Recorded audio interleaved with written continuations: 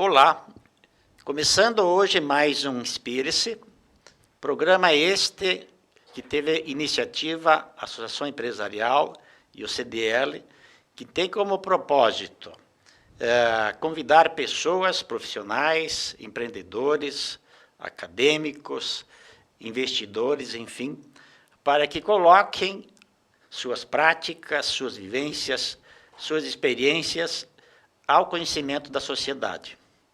Nós sabemos hoje que as experiências são realmente que desenvolvem produtos, serviços, que desenvolvem os segmentos, as empresas, e isso é extremamente importante.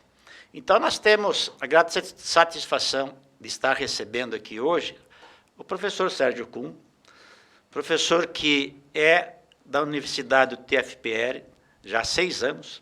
Né? Então, sim. Parabéns por essa atividade tão importante para a sociedade e que também é empreendedor. O professor Sérgio é membro do Dois Vizinhos 2030, já há 3 anos, e lá atrás nós fizemos então um planejamento estratégico dentro do eixo Vocações Econômicas, do Plano Dois Vizinhos 2030, justamente para definirmos as prioridades. Quais prioridades que nós iríamos trabalhar dentro desse eixo. Então, nesse planejamento surgiram algumas prioridades, entre elas o turismo, que nós estamos trabalhando hoje, que está andando muito bem.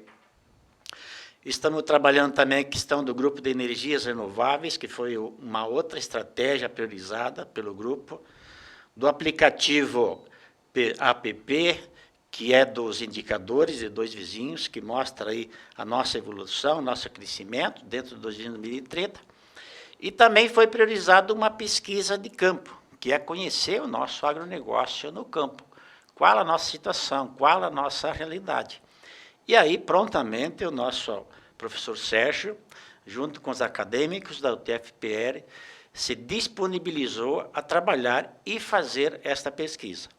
Então, professor, suas considerações iniciais e coloque já para os nossos ouvintes, quem nos está assistindo, Sim. a importância, os desafios que você teve nessa pesquisa.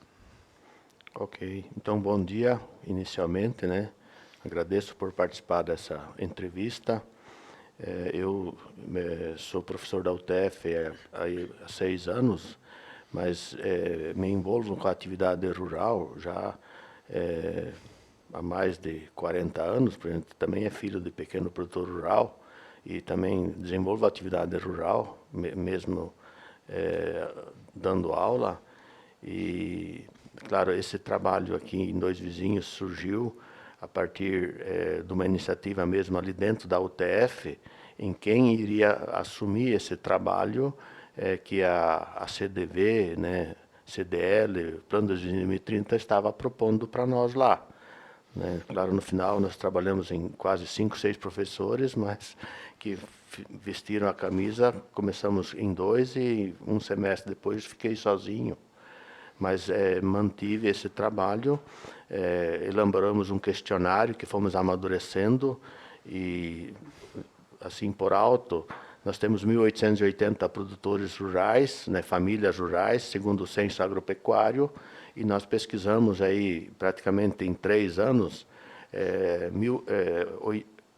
988 famílias, ou seja, quase 1.000. Então nós pesquisamos 50% em 21 comunidades. O interior tem 42 comunidades rurais. E, claro, tabulamos isso, uma parte nós apresentamos nas comunidades, mas a grande maioria não, ainda não deu tempo, e outra, a pandemia também nos prejudicou, e foi suspenso agora nesse período da pandemia. E o que a gente assim percebeu bastante é que as nossas famílias rurais, elas são, vamos dizer assim, compostas numa média de 3 pessoas por família, 3,1, umas um pouco mais, outras menos, né?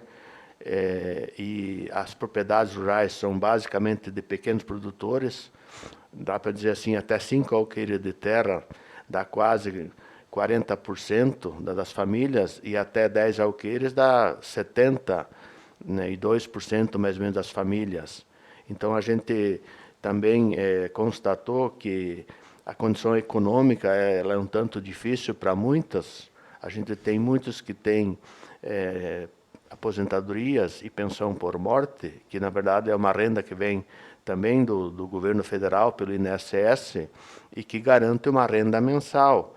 Mas, no geral, a gente percebeu que uma grande parte tem dificuldade econômica, né, de ter uma condição de vida melhor. Então, a gente começou a estudar o que é possível fazer a nível de produção, né, para melhorar assim as perspectivas de renda, de sucessão familiar rural, né, e fomos aos poucos aí constituindo grupos técnicos, grupos de trabalho. Então a gente tem um da agricultura familiar em andamento, que no momento atual nós estamos com um esforço grande de fazer com que os supermercados comprem produtos aí dos nossos produtores rurais que venham menos de fora, de longe, os alimentos, no caso, para os supermercados, e com isso fortalecer a economia rural. Sim. Naquilo que a tua pesquisa tem apontado, professor, né, que dois vizinhos, o fator principal da economia, a arrecadação de tributos também da economia do município, a base é do agronegócio, mas com o setor de frangos de corte, produção de ovos e pintinhos. Sim. Se a gente então pegar o valor bruto da produção agropecuária, a avicultura, olhando aves para abate, né, o ovo que vai para a fecundação, para a eclosão, o pintainho, a cama de aviário, as galinhas caipira e os afins ali, dá praticamente 70% do valor bruto. Por exemplo, esse ano que passou, nós temos em torno de 1.350 bilhões de reais. E esse valor aí, 70%, ela é praticamente só do frango. É uma atividade muito especializada. Então, a outra atividade que também depois se destaca é o leite. Mas o leite tem aí na faixa de 9% a 10% apenas. Entre o leite, depois todo o plantel, né? Seja vaca de leite, novilhas, bezerros, touros, né? Então, é uma atividade muito distante. E depois vem suínos lá com 3% mais ou menos do valor bruto da produção. Então, se a gente começar a fazer um cálculo, o nosso valor bruto da produção agropecuária ela é forte na pecuária, né? Forte na produção animal. E a parte de cereais dá em torno de 18%, 19% só. É interessante isso que você está colocando, professor, né, que a nossa economia ela é dependente do agronegócio, especificamente base frango de corte e produção de ovos e pintinhos. No entanto, a pesquisa ela tem apresentado outras oportunidades, mesmo dentro do agronegócio. Sim. Então, eu gostaria que você comentasse sobre essas oportunidades e o que está se fazendo, né, alguns grupos que estão já trabalhando. Então, a partir dessa pesquisa, nós criamos também outros grupos, né? A gente tem, então, o grupo técnico do leite, que, inclusive, nós temos uma reunião hoje com os laticínios, e o nosso objetivo é, vamos dizer assim, trabalhar também a sucessão familiar rural. Nós temos em torno de 600 a 700 produtores de leite no município, a quantidade vem diminuindo de produtores, no entanto, o volume de produção de leite é aumentando, mas nos sistemas de confinamento. E, claro, com isso também a questão dos pais, às vezes vão envelhecendo, os filhos não assumem, né, essa sucessão e, consequentemente, a gente tem uma retração ali, né? Então, é uma atividade importante, né? O cheque do leite é mensal e a gente tem aí praticamente 160 mil litros de leite produzido por dia e que disso aí, na faixa de 30 mil litros, permanece no município, o restante vai embora. Que podiam ser industrializados, agregar valor localmente aqui Exatamente, no próprio município. E gerar emprego, gerar ICMS, quer dizer... E a questão do peixe, por exemplo? Sim, então a piscicultura é outro grupo técnico, né? E nós estamos agora numa fase de fazer, então, um dia de campo. A gente percebeu que dos 1.880 produtores rurais, né, olhando assim mais ou menos pela projeção, nós temos em torno de 700 famílias têm açudes, mas é uma atividade que não assim alavancou. E pelas pesquisas outras que fizemos, nós descobrimos que na piscicultura falta a integração, né, falta assistência técnica, falta frigorífico, mercado, né, nós temos uma questão um pouco do clima que influencia, mas nós estamos trabalhando hoje já com também apoio aí da ASUD, que é a Associação de Produtores de Peixes aí de Beltrão. Então, a gente tem também já uma destinação melhor para o abate. Então, a gente tem um início, um meio e um fim. A piscicultura é uma que, aos poucos, também vai melhorando e vai evoluindo, né? Então, a partir desses trabalhos que foram feitos, então nós temos, assim, repetindo, o grupo da agricultura familiar, um grupo técnico, que tem reuniões mensais, né? E a gente quer que a Coafar e a CLAF façam toda essa logística com os produtores rurais, onde eles produzem, né? Essas cooperativas recolhem e abastecem os mercados, ou até destinam para os programas institucionais, que são, no caso, o PENAI, o PA e a compra direta, mas que no final haja um certo equilíbrio, porque sempre tem períodos que o mercado se fecha, né? A exemplo da pandemia, então ela impacta. Então, nós temos várias ações assim nesse sentido, e com apoio também a nível de treinamento, capacitação, qualificação. Então, em resumo, a partir desse trabalho todo feito com os alunos da agronomia e com esses resultados, a gente tem essas ações voltadas, né, a ter grupos técnicos que no final a gente consiga melhorar a produção de leite com a agregação de valor, né? No caso, a agricultura familiar com as compras de produtos locais com destino aos supermercados e também pensando em agregação de valor nesses, né? O grupo da piscicultura para fazer com que a gente estimule que a produção de peixe gere mais renda para os produtores, né, rurais. E, no caso, as outras atividades, no caso, que nem o frango, que é uma atividade muito especializada, e a gente sabe que isso não é bom, porque se essa atividade vai mal, ela prejudica demais a economia, né? A gente tem que criar uma diversificação, da mesma forma que a gente fala para o produtor rural, ter diferentes atividades, porque todas têm altos e baixos.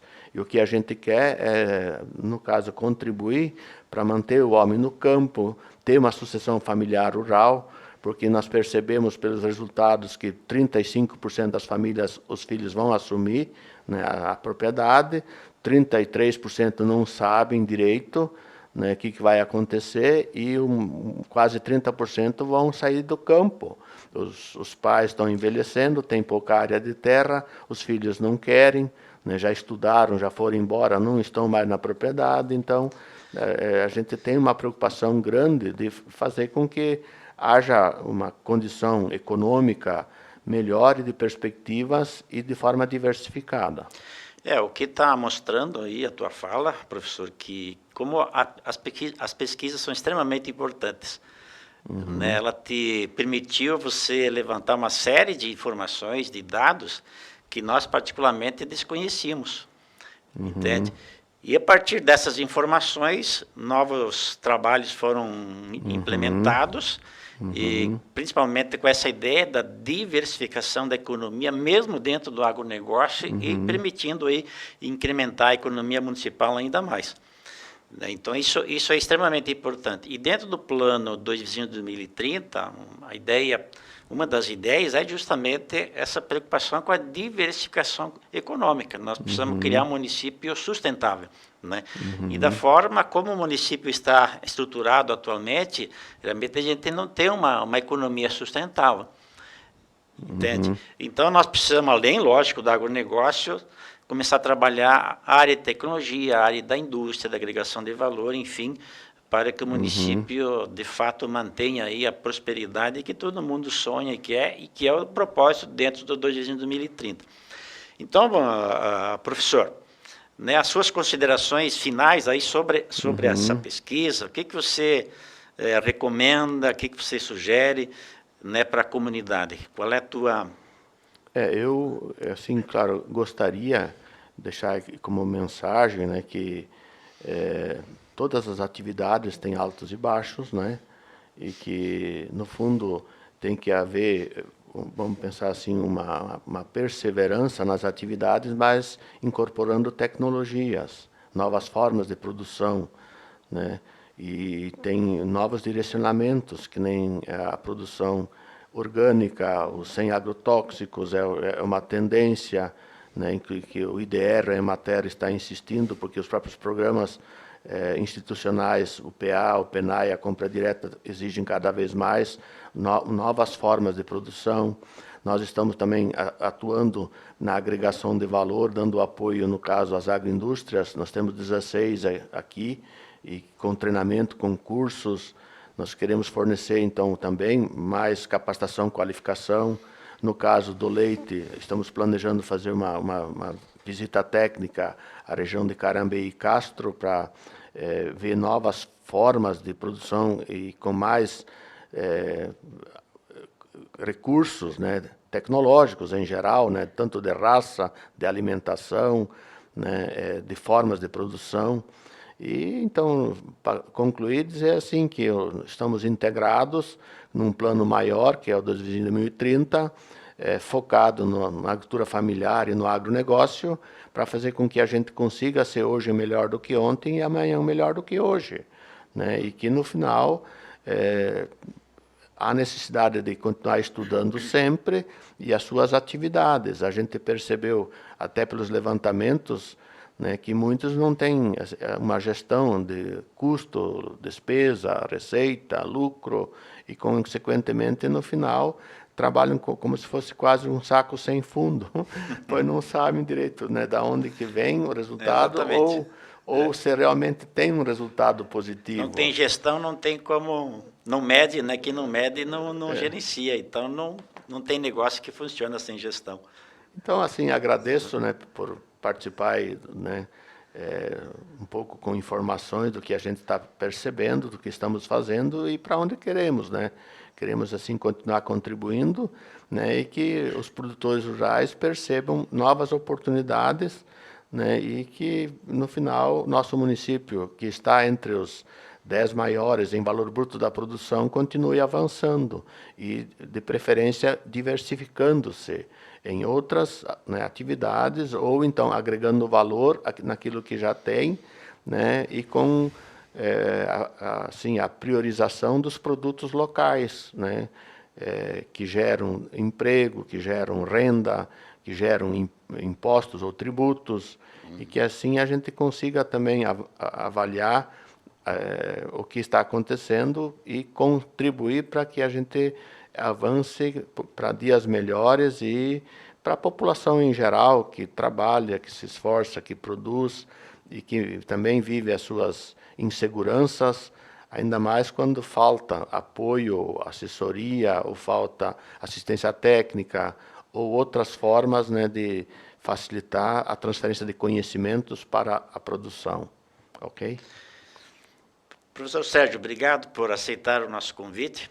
Eu sei que esse assunto é bem extenso, nós teríamos muito mais coisa para falar, precisaria muito mais tempo. Mas deste assim, um resumo bacana aí para a comunidade entender e perceber aí a importância da pesquisa, a importância de ter fatos e dados na mão, né? E também agradecer o teu espírito cooperativo com relação a ajudar dois vizinhos a avançar nessa questão do desenvolvimento econômico. Então, a nossa gratidão, né? Eu vejo você e me espelho em você como uma pessoa realmente exemplar, né? Muito prestativa. Que bom se nós tivéssemos mais pessoas que nem você, com todo esse trabalho e toda essa dedicação em prol da sociedade, em prol da comunidade e do avanço, digamos assim, de dois vizinhos da região. Então, muito obrigado pela sua participação e vamos sempre em frente, vamos junto aí. Eu sei que nós temos aí uma parceria muito grande, muito forte, né? O nosso trabalho conjunto e também com a associação empresarial. Obrigado aí, professor. Da mesma forma, muito obrigado.